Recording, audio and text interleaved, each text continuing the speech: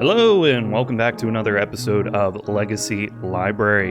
You're tuned in to Chunts and my name is Ty. This is a show where we jump into my long-forgotten Steam library, pick 3 games at random, and play them for about 20 to 30 minutes each, and then at the end of the show, do a nice little award ceremony for the game that I feel stole the spotlight. If you like what we're doing on the channel, make sure you subscribe and like the video. 10 likes means I will do a one-off of each one of these games, or if you want to see one of the games played individually in a one-off long-form or short-term form, go ahead and comment down below why you like that game or something like that, and I will do a one-off of that game at a later date. So we've got 3 really great games picked out for us today. First up, we've got Ni no Kuni 2 Revenant Kingdom, the Studio Ghibli-inspired game. Last played in 2019 for about 20 hours. I think I made a decent little dent into this game. Never beat this one, but we'll talk about that when we get to it. Next up, we've got Monster Hunter Rise. Last played in 2022 for 74 hours. Me and Mark actually completely beat the base game of this, and then we're making a big dent into the DLC Sunbreak. I think that's what it's called. And we'll talk about that as well when we get to it. And then final, we've got Don't Starve.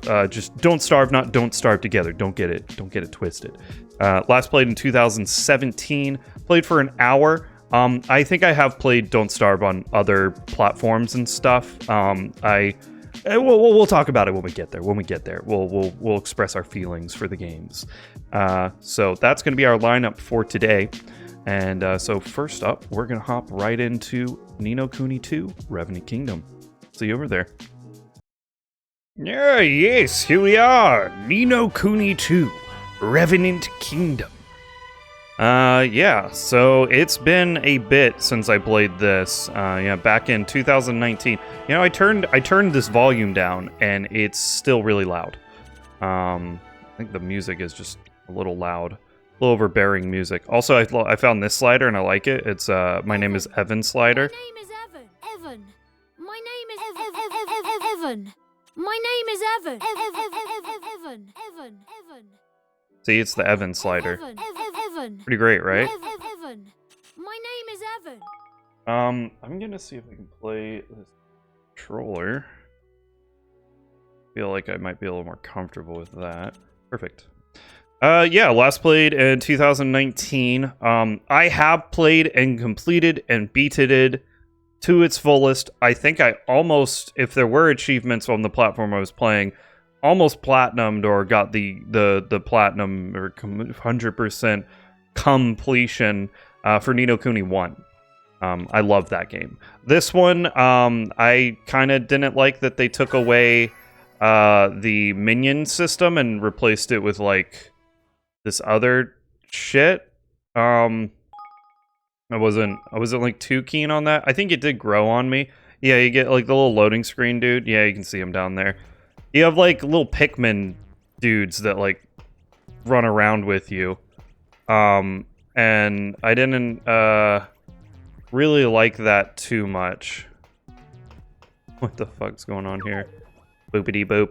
Do you wish to go back down and exit the factory? Look for Mimoliths and the Smart Stick Lab. Okay, well, we've got an objective. I actually kind of remember being here. I think I remember this area being a pain in the fucking ass, and like these things were kicking the shit out of me. I think I might be a little under-leveled, because I'm level 34 and those things are 41. Man, the camera is real, like, aggressive on it, wanting to do its own thing. Okay. Gotta remember the buttons real quick. Oh, okay, we're fucking. We're fucking here.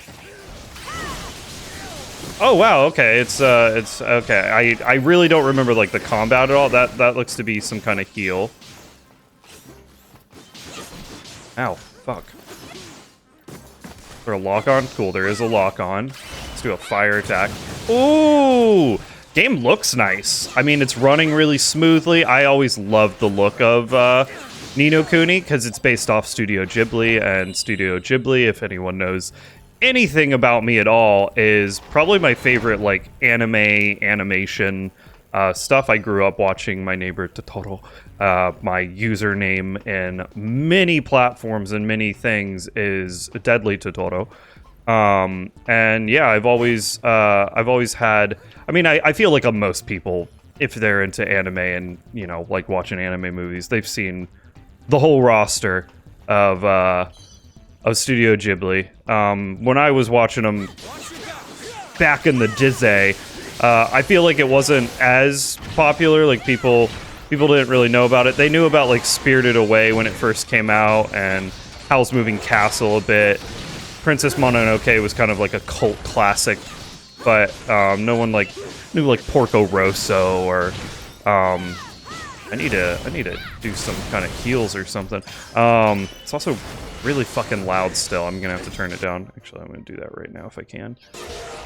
Maybe I can't do it during combat. Holy shit. Is this a heal? I need a heal. This thing's fucking me up. What is this? Are you gonna heal me if I'm in here? Yeah, I gotta figure out how to heal. Oh, you heal out of combat. Okay, let me see if I can, yeah, fix the sound. So I turned it down so much and it's fucking insanely loud still.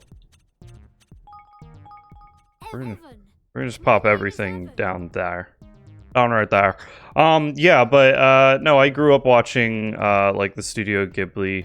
I always say Ghibli, but I'm pretty sure it's Ghibli. I just think Ghibli sounds better. I also had a chinchilla that I named Ghibli, and so it gives me good memories to remember my little fuzzy buddy. Ow. Yeah, not really understanding the like the build up for the combos and stuff, like how when I can use these little dudes. Is this a heal?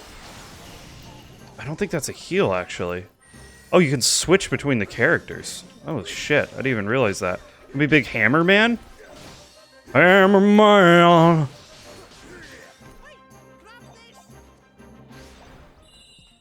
Okay. I mean, it's pretty fun combat. Let me... Okay, so L2 is the switch. And I like... Can I swap them out at any time? Oh shit, I can. Okay, so... What if I want Leander and Tawny and Bracken? Alright, since the other team is like pretty fucking hurt. No idea what this guy fights like now. He's like a polearm guy who... Oh, he's got completely different attacks. Okay, yeah, I'm getting it. I don't know what that did. I don't know if there's a dodge. Oh, there is a dodge. It's R1. Oh god, you have to like claw this. Not claw it, but you gotta like... You gotta have all of your fingers on this controller to maximize the button presses. I don't want to see what this one is. Ooh, okay, that did huge damage to me. And this guy's fucking blocking everything now. Alright, Leander, you kind of suck. Another bonk. Ooh, I like her. I like the big bonking going on. So it looks like you heal up, like, a small amount after battle, but it's not, like, huge or anything. What is this? Leaf book? Oh, these are, like... It was like social media. Is there a sprint?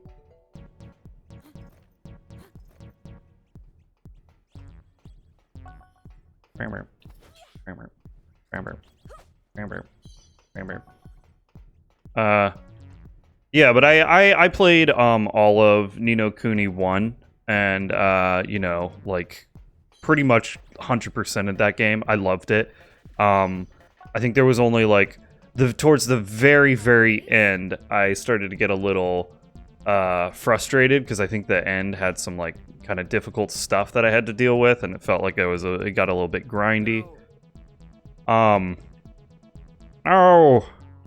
But, yeah, I loved the story of Ni no Kuni 1. I was immediately, like, drawn in with the whole, like, going between the two worlds.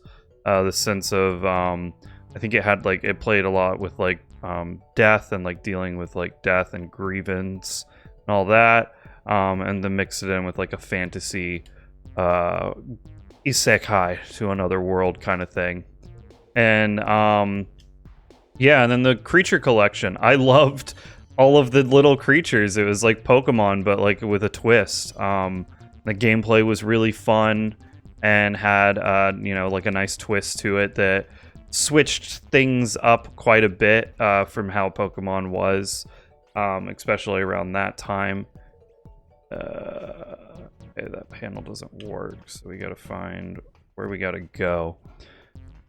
So I'm very fond of Ni no Kuni 1, and I don't know what exactly happened. I think I might have just played this too much and got burnt out. Also, this area seems to be kind of a little overpowered for my people. Like I'm kind of getting fucked up. Okay, every attack seems to like deal tons of damage to me.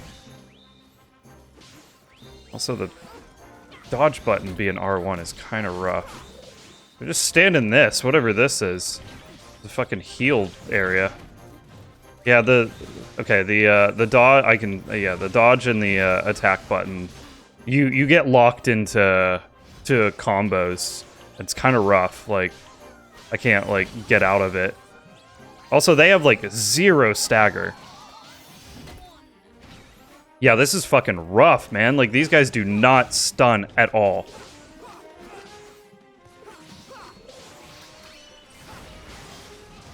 Your magic takes forever to use.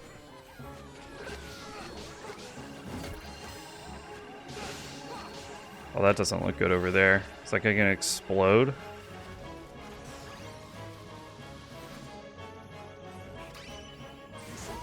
I don't know what his fucking abilities do. Like, I don't know what that is.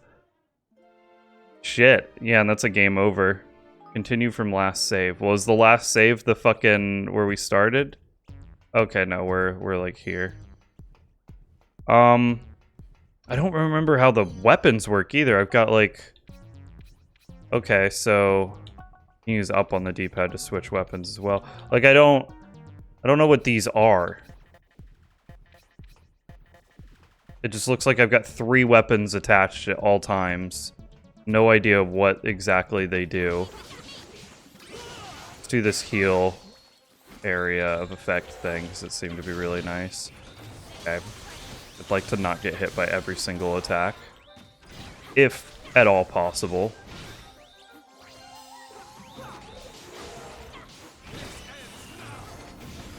Halloween ends tonight! Yeah, I'd like to not be locked onto the massive robot that, you know, deals 90% of my health with 1 hit. Holy fuck, okay, she's dead.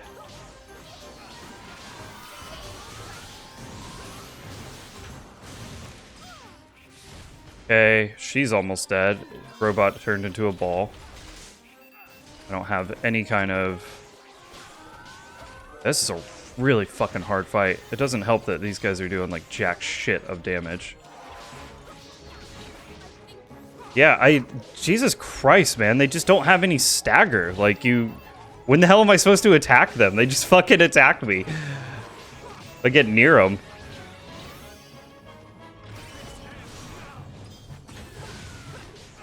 Lock-on system also is really strange, because I am locked onto that soldier, and it is not really, like, having me just attack that soldier.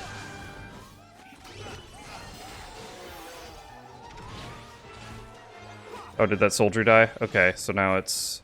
Can I switch party members in the middle of, like... What are these guys doing? Okay, like, it looks like in the middle of the fight, you can kind of do stuff with them.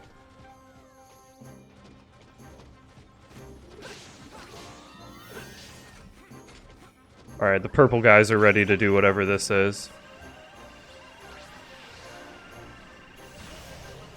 Oh, nice. That was a huge one. Get some damage off. Oh shit. Let's oh man, I didn't get a... Oh, they're ready to do whatever they do. Okay, let's get them to do their thing. Alright, I'm getting it a little bit now. It's just when there's a lot of enemies all in the same field attacking you, they kind of rip and tear you a bit. Get away from that. Okay, that chased me. Oh, they got a fucking cannon. Cannondorf.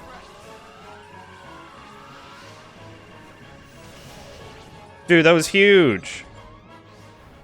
Victory. Alright, they come back with a little bit of health, but everyone's like pretty hurt right now.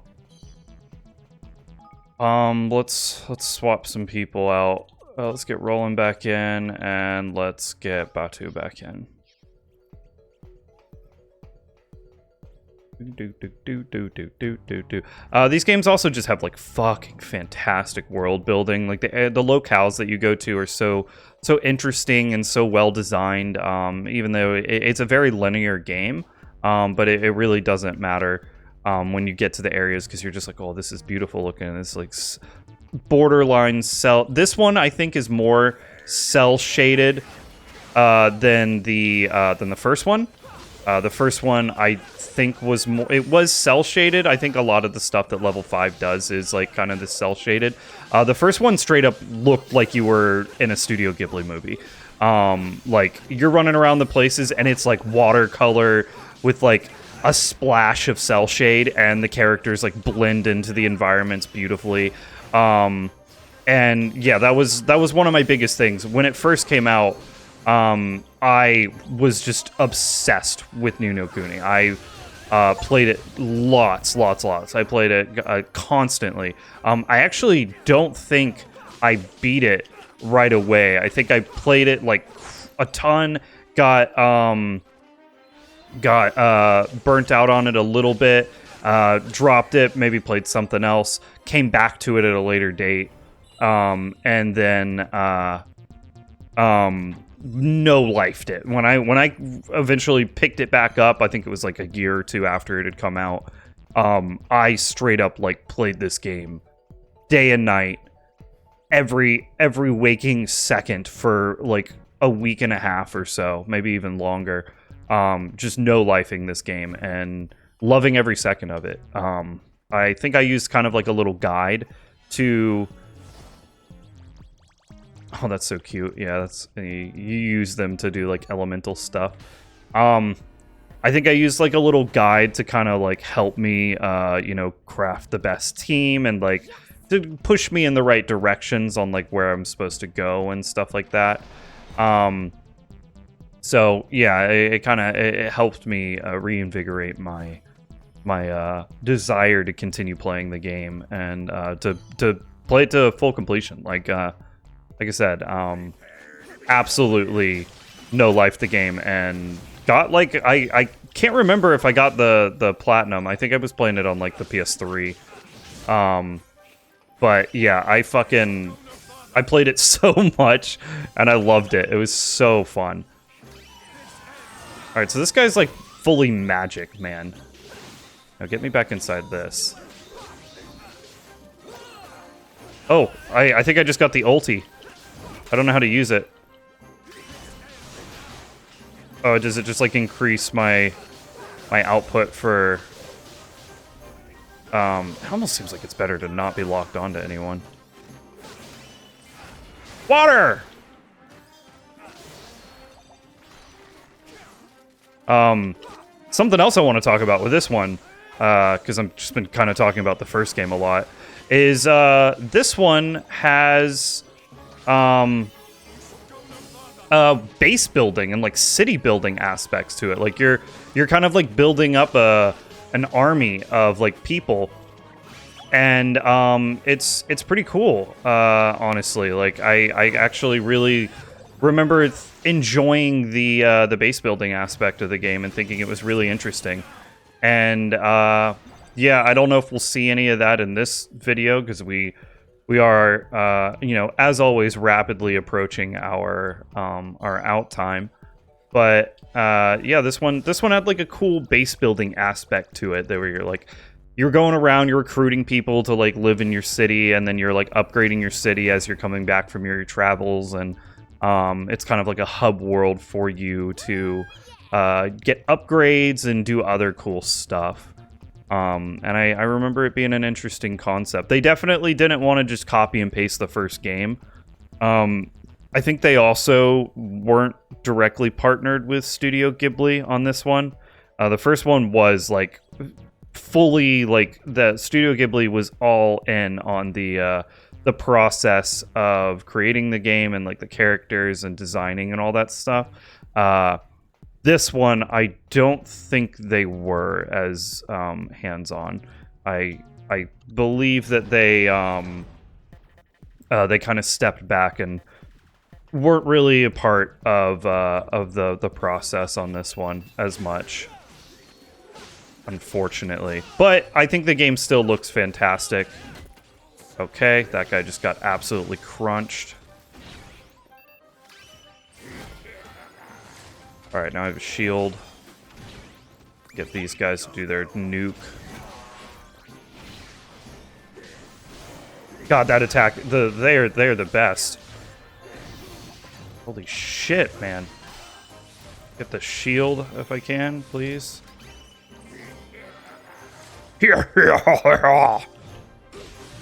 God, these big ball robots are the worst.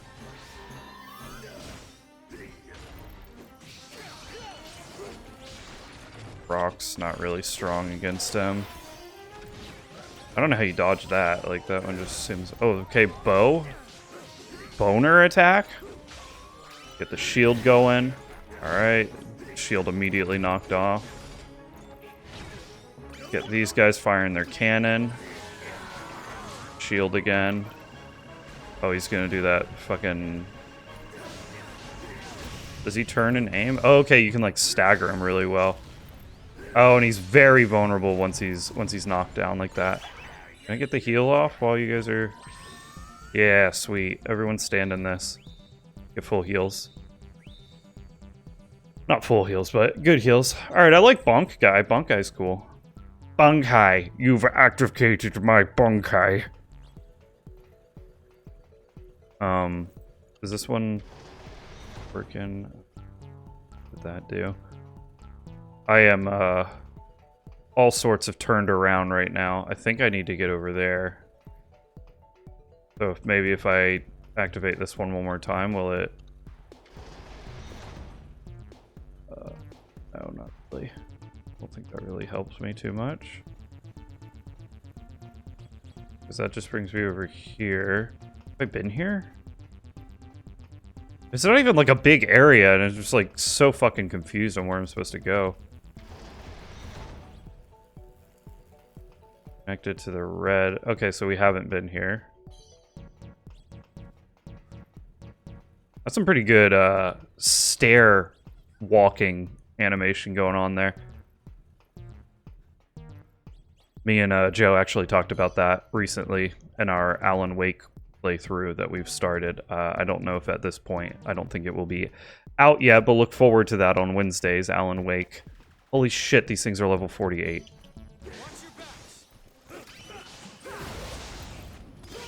Need a shield. Definitely need a shield for this.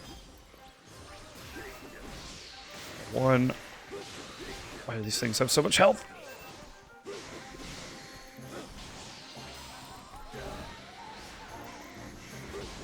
Alright, so my weapon is at 100%, but I don't really understand what that means.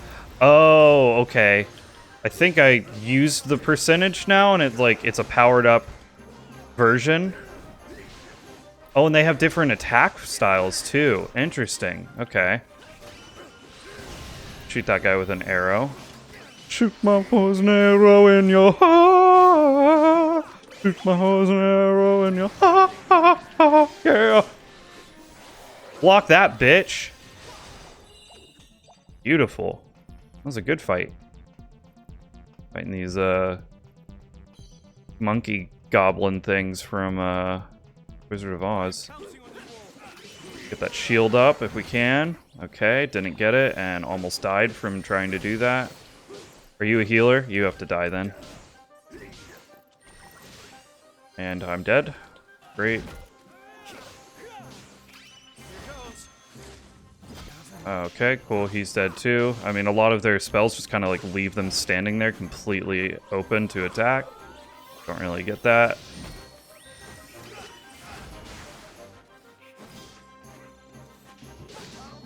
Alright, and he's dead too. Holy shit. Holy shit. Oh my god, I'm way back here. Alright, well I mean we're like at our out time anyway. You know, it's about that time. Go ahead and hit that dusty old trail.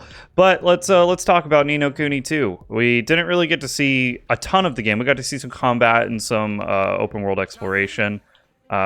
In the sense of, can I like escape this? Yeah, that's right. That's how you leave battle.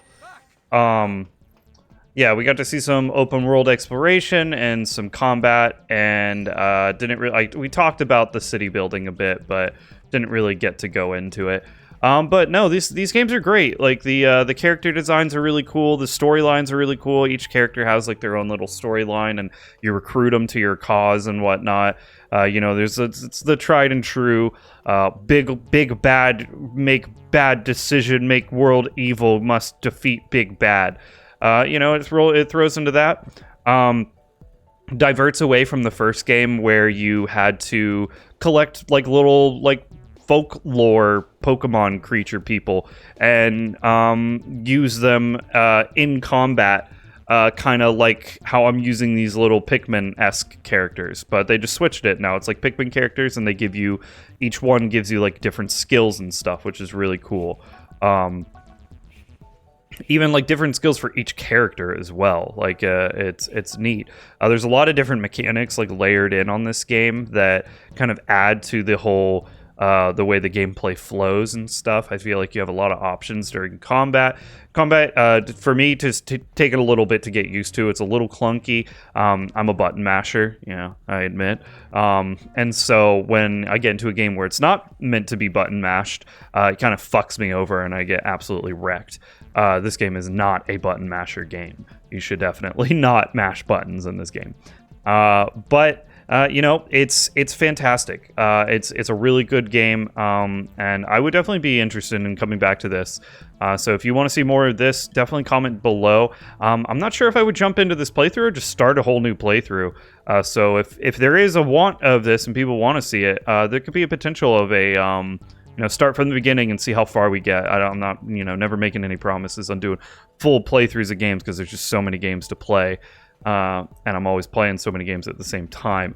But yeah, this could definitely go on the list of like something to play for a few sessions and really get into it and see more of the game and whatnot.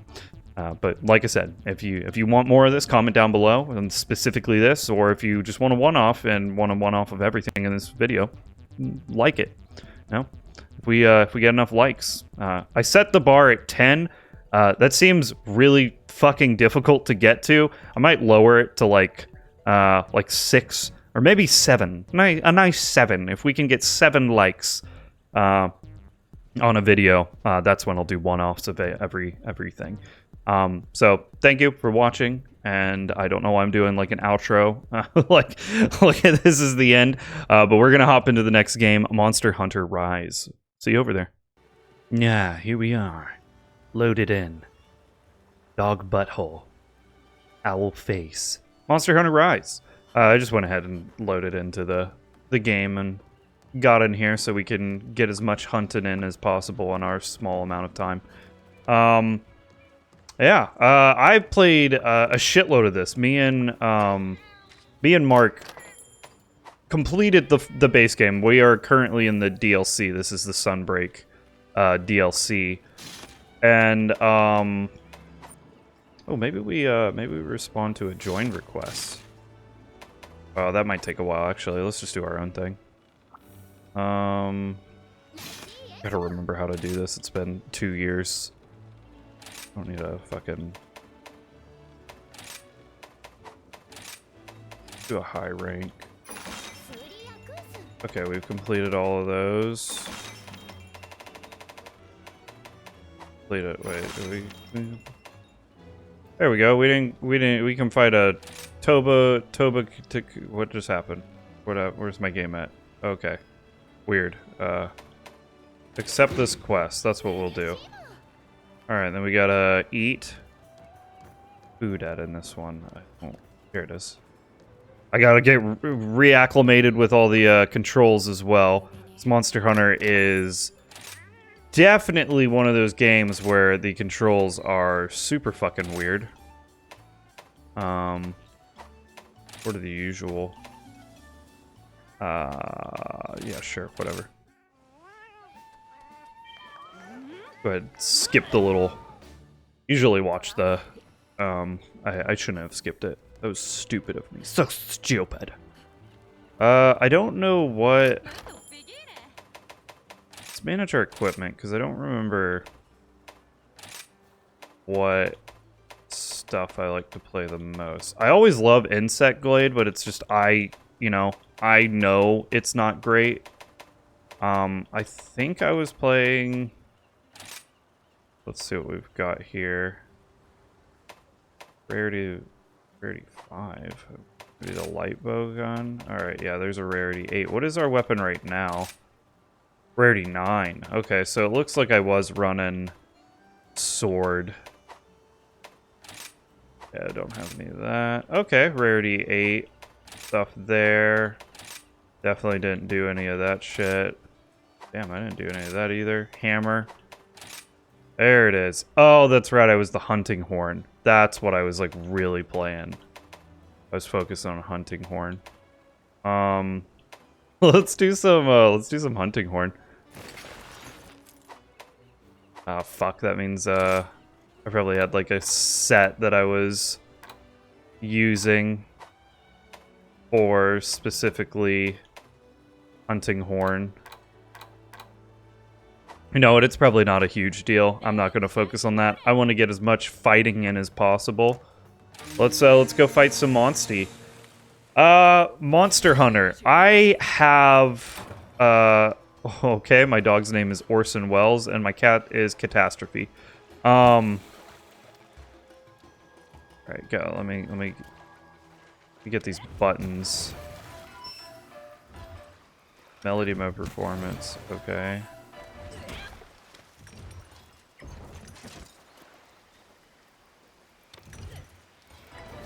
Okay, B.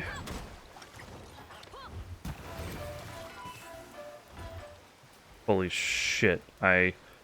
These buttons are fucking nuts. How do I get on the dog? It's not that. Alright, I'm hitting all the buttons. God, it's been so... I mean, it's not been a really long time, but it's been long enough that I just fucking do not remember how to... Let me ride. There we go. There's the sprint. It looks like our target is in the top left. We can kind of just fight whatever we come across, honestly. I'm cool with that. Oh, this is not going to be the right one. Oops, shit. Let me ride. Yeah, I'm very distracted by the amount of controls and stuff that I'm having to try and remember really quickly. But Monster Hunter, I have always, since high school, been a huge fan of Monster Hunter. And after being introduced to Monster Hunter in high school, have kind of like played like every iteration possible and have always just loved the vibe and the feel of it. Buddy Josh, who has not appeared on the channel yet, he might in the future. We might get Josh in on an episode at some point. We would just like, he would come over and we would just no life Monster Hunter. We would play the DS games and we would just like sit there just no life Monster Hunter, local co-op, the game, and I'm trying to do things that's not letting me get me off of this thing. Is there a lock on? Okay, A is the dash. Okay, I don't know what I'm trying to do there. Let's do, oh, we can do... That's big. Let's play our little melody. Okay. Melody. I fucking love the... Ooh. I love the hunting horn so much. It's like one of my favorite weapons. Hunting horn and God, I keep hitting X to try and hit. Yeah, hunting horn and insect glaive and the guns have always been my favorite in Monster Hunter. I want to like.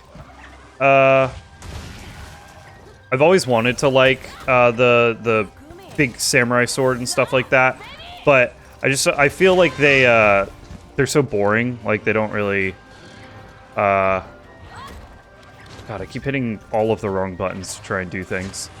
They don't really like have that much going on for them. It's just like slashy. Dual blades is cool, but it also ends up feeling kind of like a like you're just stuck in like a combo with dual blade, where you just all right, this fucking thing is really fast. It needs to die.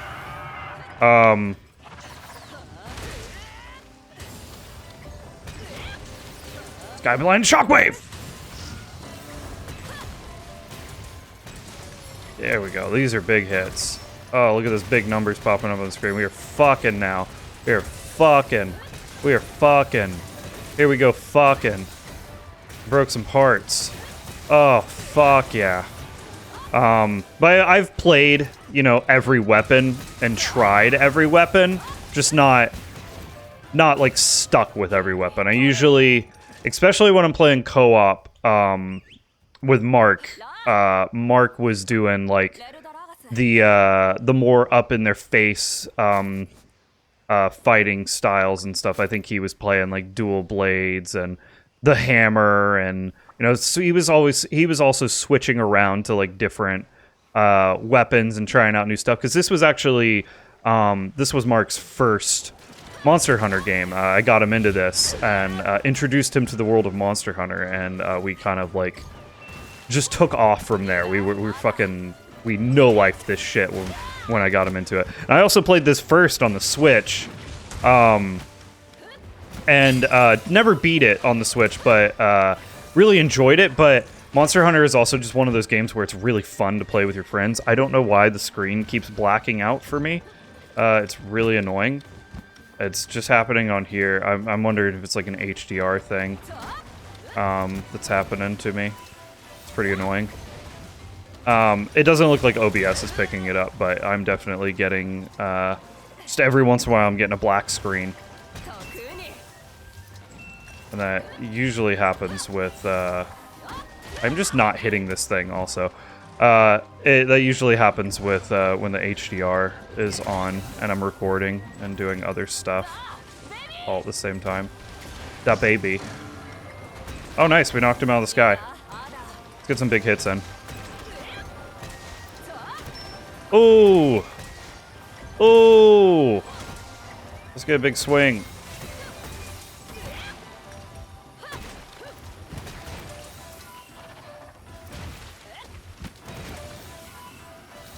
I love the fucking the different sounds that the hunting horns make.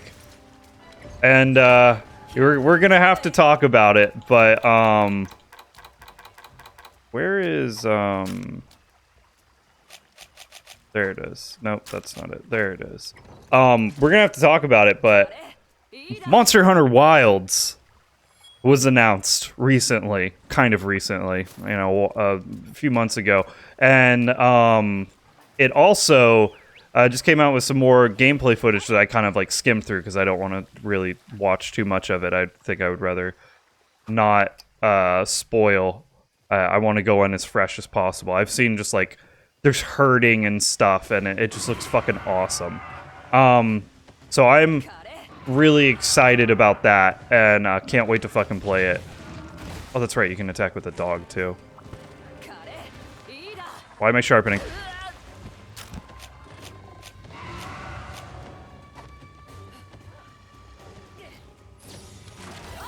Fucking get staggered.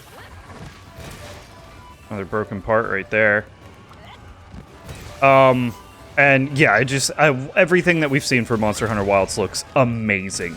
It looks like it really is taking Monster Hunter into the next like generation, and you know, the next graphical whatever we can do with the maximum amount of graphics and stuff. We've completely moved away, because I mean, this game was made for the Switch, so it doesn't look, you know, the best. It looks good. I think it looks fine. It's serviceable. But if you compare it to like World, like Monster Hunter World is really, really nice looking. Like it looks really good. It still looks really good and came out before this. But this had to be, you know, able to run on the Switch. And it did run on the Switch pretty well. But as soon as they released a computer version, I was like, yeah, this is where it should have been the entire time. Like, it's crazy that we fucking haven't, we're still like being set back by the Switch. So I'm also like really happy that the baby. I'm really happy that the Monster Hunter Wilds is not being made for the Switch and it's coming out. I forgot you can do that.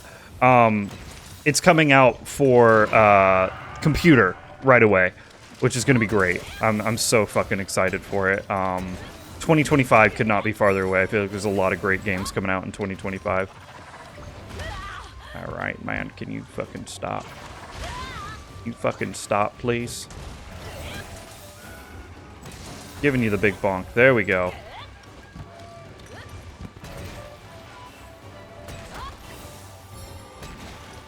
Yeah, get some overhit smashes. Gotta do the sonic boom. I'm trying to remember what all these things do. I remember like the grapple bug was like a huge part of this one, and it was actually really cool.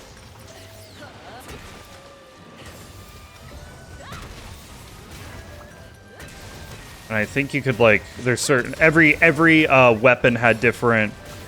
Oh, attack and ride. Just run this thing into a wall, I think is what I always did. Oh god, there's a monster here. Oh, I fucking immediately fucked that up. Guess we're fighting this thing too now. Ow. It also, the grapple just kind of like make the game like, it was almost like a quality of life update to the game and to the whole, you know, the Monster Hunter formula, because it lets you recover faster. So if you have like, you know, classes that are really oh shit, we already fucked that thing up. If you have classes that are really you know, indebted to being slow and slow movement, the grapple bug like makes it so that you can move around a lot easier. Ooh, that fish in the background, its frames are really rough.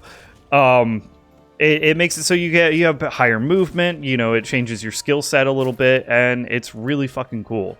I love it. This really was like, I feel like Monster Hunter, you know, has a little bit of antiquated mechanics to it, and it's definitely not for everyone. If you it kind of harkens back to older game design, especially since, I mean, the Monster Hunter's been around since like PS2 era, and yeah, some of the mechanics were just kind of like getting outdated, and this was a huge upgrade to a lot of the mechanics from the previous ones. This was kind of like the climax of all of the different things that they could do to make Monster Hunter really function well, and almost bring it into like the modern scope of new players, and, you know, bring as many people into the game as possible.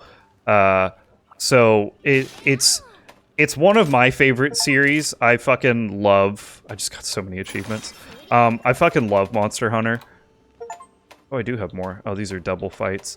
Well, we definitely can't do a double fight. But maybe we, What? Let's, I don't think we're gonna have time to do a whole nother fight. But we can maybe at least see one other monster. Let's see if we can see, like, a really cool monster. Oh, Chameleos is cool. Well, we'll check Chameleos out real quick. And then I'll, as soon as we see him, I'll start doing my, like, wrap-up. Let's watch the little cooking thing. Might go a little longer on Monster Hunter. Yeah, and this is a completely new cooking animation. But, you know, Monster Hunter, like, it sticks with these mechanics, like the eating before the fight, the crafting different weapons and harvesting monster parts to craft your weapons and your armor. Utility items like bombs and holy shit, that's me. That's what I look like. Oh my god. Look ridiculous. And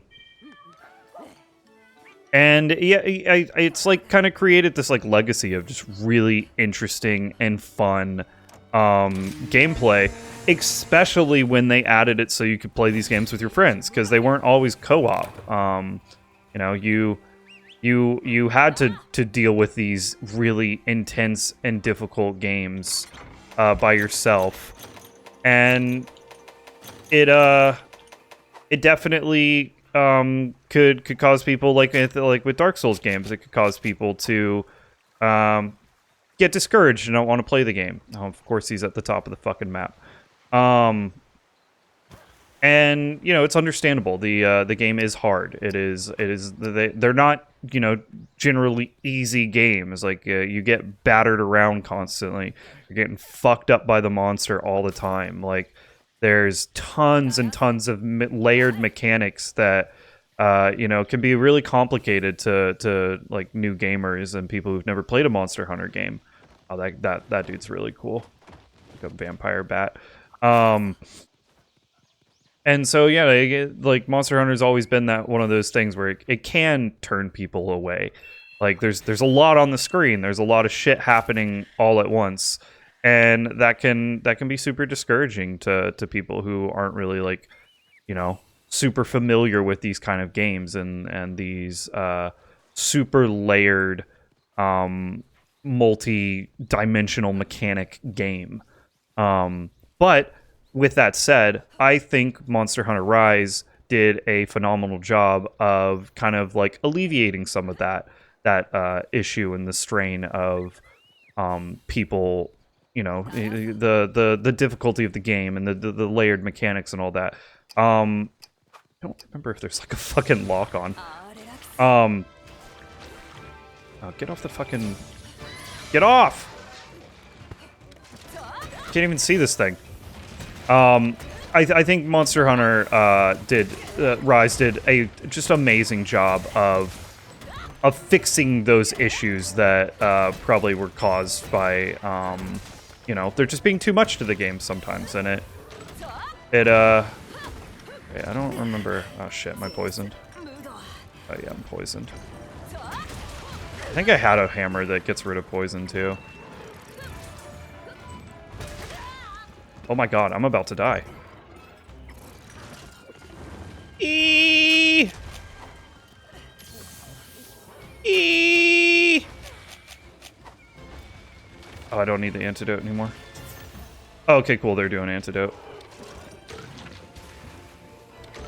Try and get... heal off. There we go. Where'd he go? Where is he? Is he flying? Holy shit. Yeah, this enemy's really cool because he's a poison chameleon that goes like invisible. I fucking thought that was awesome. You already running? He's this little bitch. Well, let's do our little like end of episode or end of segment conclusion of the game. It's Monster Hunter Rise. I mean, if you have never played a Monster Hunter game, this is the best one to pick up and try. This is going to be your best entry into the world. My screen just went black.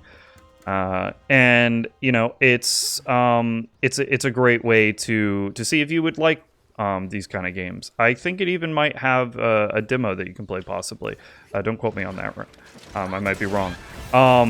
But you know, there's so many different ways you can play the game. There's a bunch of really cool like play styles, and there's so many different mechanics that you can find something that's really niche, or you can find something that's like kind of meta. You can like do whatever you want in the game, and it's really good. It's a okay, I'm getting fucked up. It's just it's fantastic. These games are so fun, and I always recommend them to people. And it's just such a shame sometimes when you know, people will look at it and be like, oh, it doesn't look that good, I'm not gonna do this, or they don't like see the interesting mechanics and think that this is something that like would be fun to play. And I think Mark was kind of just like unsure about it when we first started playing, and then as we got into it and I like kind of guided him through the mechanics and was like got him into it, he was loving it. I'd say like Mark would probably consider this definitely in his like top games played of the past like decade, if we like actually sat down and discussed it and stuff. These are games that you know, they hold up, and you can always hop into them, do a Monster Hunt or so, or you can just no-life them and just fucking completely divulge into the world of Monster Hunter and do as much as possible as you want. They're just really, really great and adaptable to the player.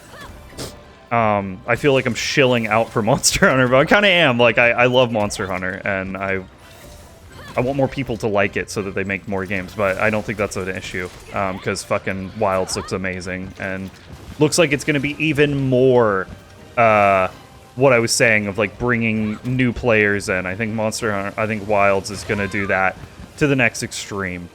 We're definitely not going to beat this Chameleon. We're already way over our time, and we got to get to one more game. But yeah, if you want to see me play more Monster Hunter, I don't really know what else there would be. It'd probably just be like a one-off and maybe try out some new weapons and that kind of stuff, because I've basically beat this. I haven't beat the DLC, but the fucking DLC is super grindy and like probably not fun to watch or do like a series on. And I feel like I've completed the DLC enough to where I'm satisfied with the gameplay I got out of it and everything. But yeah, if you do want to see more of it, you know, there's two ways. You like the video, get us to 7 likes, and I'll do a one-off of each game in this video. Or if you specifically want to see more Monster Hunter, you can comment down below, just like fun Monster Hunter comment. Anything noting Monster Hunter will be enough to get me to get back in this game and kill some more deers. So with that, we are going to hop into our last game of the show, and don't starve. I'll see you over there. And here we are. It's our last game of the show, the final segment. Well, not final segment, but final gameplay segment. Don't starve. I guess it's shipwrecked. Okay, we have a game. We'll just hop into it. Yeah, Don't Starve. Very, you know, Tim Burton-esque looking survival game, with a little bit of base building and stuff like that. I kind of have like mixed feelings on Don't Starve. Like, I see that there's a great game there, and I can, you know, I see why people would like it. It's just, I don't think it ever clicked for me. It never really was something that I immediately was like, oh, hell yeah. I was really more into the art style and that kind of aspect of the game, honestly. I liked the whole look of the game, and I liked the I wanted to explore the world and like see more stuff. And fuck you, butterfly. Fuck you, Butterfree. And I almost feel like the game is kind of like anti that. You know, the game wants you to base build. The game wants you to sit in one spot and kind of like slowly venture out. Where I was just like, I immediately wanted to go out and see the new horizons and like see what there was to offer, and get into the gameplay mechanics more. But it kind of like wants you to take your time and, you know, base build and do that whole survival thing. And I was just never really into that. Also, survival games have kind of we'll get into a survival game, and I always find the same issue, and it's kind of just like it's a me thing. It's definitely a me thing. Survival games do not really do the same thing for when I first started playing them back with like Ark and stuff like that. I don't really like having to manage health and water and that kind of stuff, which is a core mechanic of survival games. But it just it kind of annoys me. Like, it's more of like a hassle, and it doesn't really like help me. It almost seems like they're putting up a barrier to prevent you from like progressing through the game too quickly. And then if you take that barrier away, you know, the game is not as fleshed out and not as long as you would think it is, because you're wasting so much time farming up food and making sure that you're not going to die from that kind of stuff. So when you do take that aspect of the game away, the game just progresses much faster because you're not wasting all of that time. And I think that's just like a core mechanic of survival games that I just don't really care for, especially if I'm playing by myself. If it's like a team survival game, that doesn't become such a problem because you have like a whole group of people, you know, farming and doing stuff together to kind of, you know, make sure that the colony doesn't fail. It's like it turns into like a different aspect of the game, where you're not trying to die. And this game does have co-op, just never really had anyone to play co-op with. And Mark wanted to hop into this, and I think we did hop into it for like an evening one time, but he had played so much of this and was like, he had like no life this game, that it kind of felt like that sense of adventure was gone, and I was already being defeated by the part where I don't really want to play a survival game and have to deal with food and rationing and all that shit, and I just kind of want to like explore. And so it's more of the genre is kind of like I've moved away from this. Of recent date, one survival game that we have played, you can go watch our episodes, was where'd that turkey go? Was Abiotic Factor, and that game did a really good job of having exploration be a core part of the game, while there's still being survival aspects of. I mean, it had the most survival aspects. It had food, water, and resting. You had to like sleep and stuff. I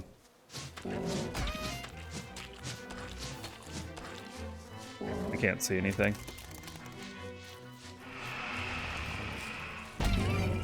Holy shit. Holy shit, it's so dark, I can't see anything. Oh, I think I died. Oh no. Retry. Oh, okay, just like, I have to like redo a whole new world. Yeah, so, I think I've just kind of moved away from survival games a bit. They're not, you know, really my thing anymore. Shit, I fucking don't have anything. I need stick and flint. And then also the, you know, when you pick it apart even more, this wasn't meant to be bash on survival game.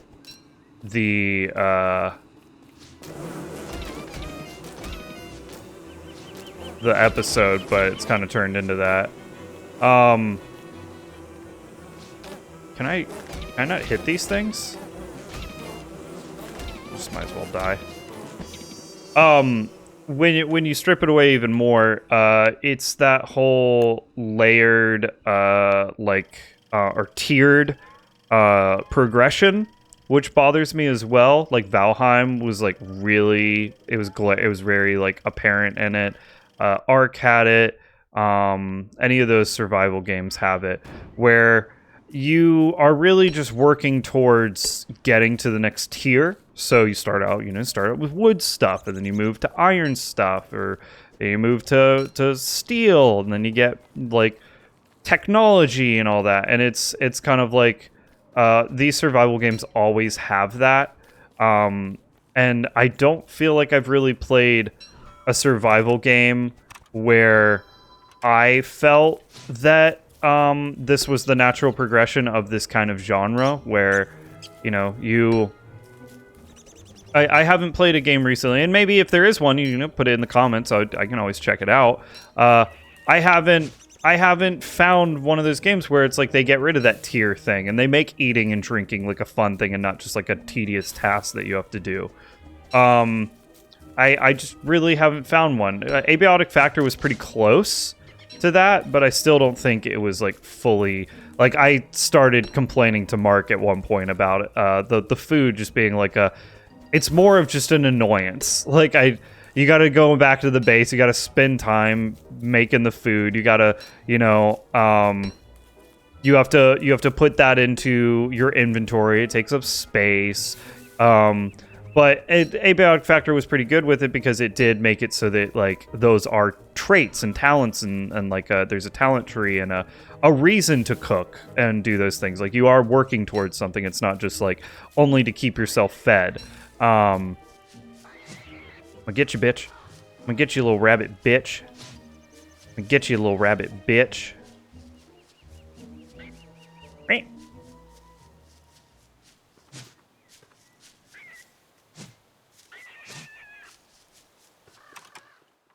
Did I make like a fucking bow or something?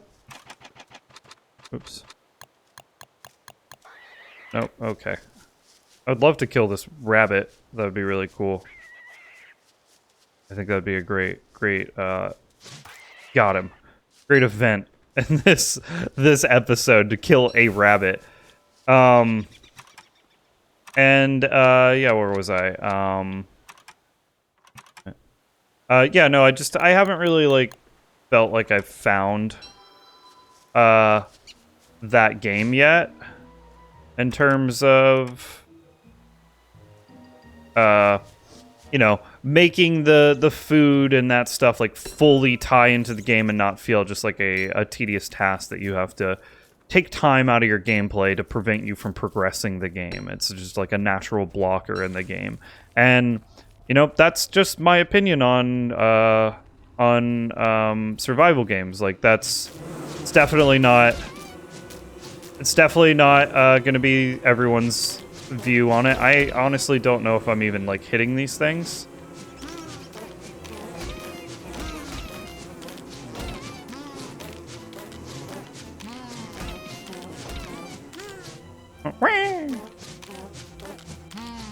I did it. I killed the bee nest. Can I, does that give me health back? There we go, I fucked the bee nest up. Hell yeah, I actually did something. Yeah, so, just in general, like, I've definitely moved more away from survival games, and I like games with more, progression-based, or not progression, exploration-based, like, progression. Baba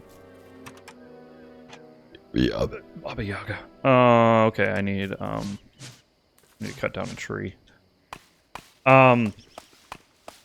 And yeah, I just don't feel like I don't know if the survival genre has really evolved to that, or we haven't come across that natural progression yet. It's just not something that has really been a thing. You know, people, the genre is definitely overbloated. There's survival games coming out constantly that really just don't seem to be adding anything to the genre at all, or doing anything different. There are so many versions of survival games that just kind of feel like copy and paste of another survival game. And there's people that play them, and that's their thing. Like, survival games it's a pretty big genre, and it's people will play the shit out of them. And that's fine. I'm not saying there's nothing wrong with that. It's just that personally, I just don't really find the fun that I used to with survival games. Like, I've played a lot of survival games, and I have enjoyed a lot of survival games, but of recent time and date... What the fuck did I... Oh my god, I need flint. I just haven't really, like... Abiotic Factor was really fun, but it's just been me and Mark playing it, and our schedules are kind of hard to line up, so it's not been something that we've, like, it's not on the top of the list. And now with, you know, other games coming out that we are definitely going to prioritize, like Elden Ring, there's like stuff that we're more interested in playing, and I think a survival game is most likely always going to just fall to the bottom of that ladder of oops.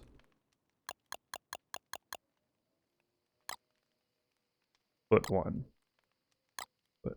But you mean? Can I cook? Oh, cook right there. There we go. Nice. Can I eat it? Fuck yeah. Fuck yeah, what else can I do? Can I do any more, like, crafting stuff? What is this? Pretty parcel. Okay, what does that do? What happened to my campfire? Oh, cool, I'm dead. You know, like, what happened to my campfire? It just goes out?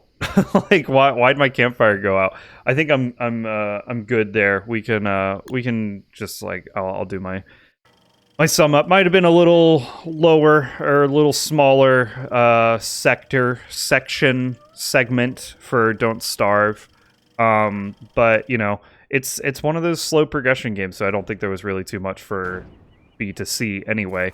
And I haven't played too much of it, so I don't really have too much to talk about with it. But I think it is, in terms of, like, 2D survival game, it's probably one of the best ones to go to. Also, you can get Don't Starve together, which, if you have someone who you want to play this with, it would most likely make it way more enjoyable. I think I definitely would have more fun playing this with someone. Maybe if I play it with my wife, we would have more fun playing this than just by myself. I don't think I get that you know, the satisfaction that I used to out of survival games when I'm playing them solo now. It's more of just a hassle. And this should go well. But I do think Don't Starve is a very good, you know, survival indie game. I love the design and the graphics and the character designs and stuff. It's very Tim Burton, and I love it. I think it nails that aesthetic and that theme really well. And that's one of the main things. With this game, I've always, like, I want to see more of it. I just feel like the game itself is, like, preventing me from seeing more of it. But perhaps, like, if you want to see more of me playing Don't Starve, maybe some suggestions on, like, how to make the game more, you know, adaptable to how I want to play it. Maybe there's some difficulty settings I can change, or some mods that I could get that would make the game a little more streamlined, and I could actually, like, enjoy the game a little bit more. I'm definitely open for that. So if you want to see more of it, comment down below. And if you just are wanting to see a one-off of, like, or just enjoy the video, or want to see one-offs of any of the 3 games we played tonight, make sure that you like the video. And if we get to 7 likes, we will do one-offs of every single game in the video eventually. No set release dates on those. I'm still catching up on a previous Legacy library where I have to do one-offs for all of the games. And yeah. But yeah, no, not wanting to rag on Don't Starve or anything. It's just more of the genre itself is kind of dead to me.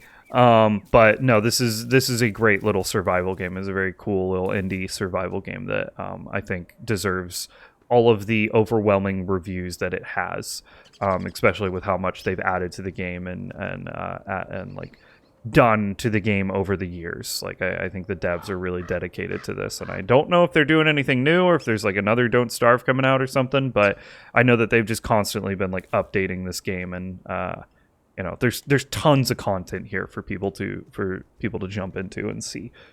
So with that, we are going to end this segment and hop into our awards ceremony, extraordinaire ceremony. We'll see you over there. Welcome in. Go ahead and get comfortable for this last segment of Legacy Library. We played 3 very, very, I'd say, good games tonight. 3 very different games, actually. No real theme between these games. Usually Legacy Library, there's some kind of like, I can connect the dots and make some bullshit theme that I've created, but no, not this week. I'm drawing a blank. If you see something, comment down below. Maybe like, oh yeah, these were all developed in this specific country or this specific city-state in this country or whatever. I don't see a link between the videos or the games, but let's go over them real quick.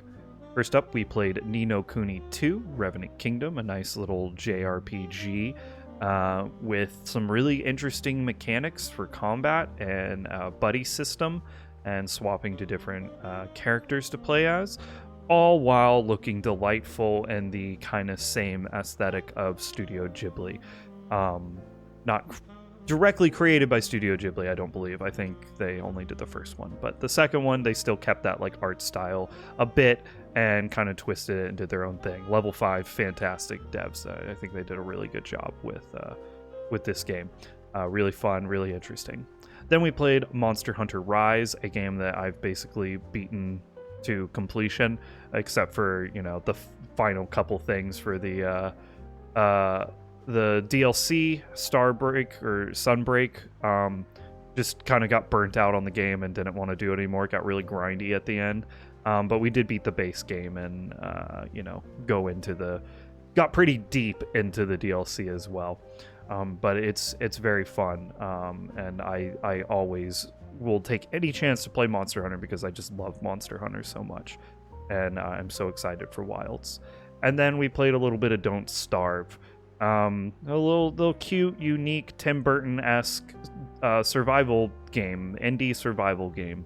And, you know, I think I'd say Ni no Kuni is probably the least accessible and least known game of these 3. I definitely think Monster Hunter Rise is the biggest game, and Don't Starve is probably, well, I guess we'll see when I look at the Steam pages to get the like descriptions and stuff. We'll see who has the most reviews. It could be Don't Starve, actually. Don't Starve is the older game and kind of was like a huge thing when it was first coming out and getting updates and stuff. But also Monster Hunter, Capcom, just fucking massive company with massive following. So yeah, my bet's on Monster Hunter that's the one that's the most popular. But yeah, 3 pretty big games, not really like unknown games.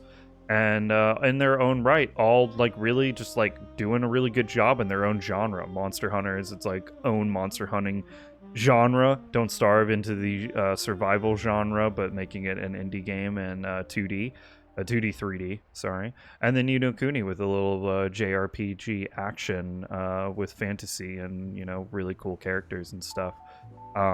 So they all kind of like doing their own thing really well, I think. But this is an awards ceremony extraordinaire, and I've already rambled on for long enough, so let's go ahead and award some ceremonies. First up, third place, I'm going to give it to Don't Starve. You know, you probably saw that coming a mile away if you watched all 3 segments. I'm just not that huge into survival games anymore. And I really appreciate and like the design and the look of Don't Starve, but the gameplay mechanics are just not really there for me anymore. I don't like gather and shit. I don't like having to feed myself. I already have to feed myself in real life. Why would I want to have to feed myself in a video game as well? And the progression just being so slow and kind of capped behind those aspects of the game just prevent me from really enjoying and fully and seeing the whole world and everything. So Don't Starve is going to be 3rd place. 2nd place, this one's going to be tough because I really enjoy both of these games. I'm going to go ahead and, in terms of game I played the most, Monster Hunter wins.